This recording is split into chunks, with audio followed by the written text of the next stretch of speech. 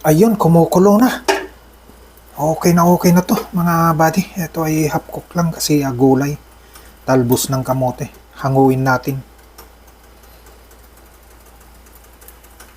Ayan. Lagay natin dyan. Mas maganda yung hindi nahimay. Noodles.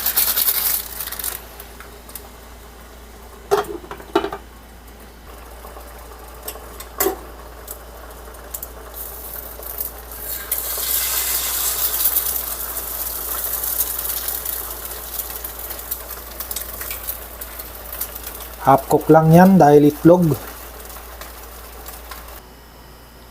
Ayan na, naka-ready na ang kakainin natin ngayon umaga. Ayan, may lugaw.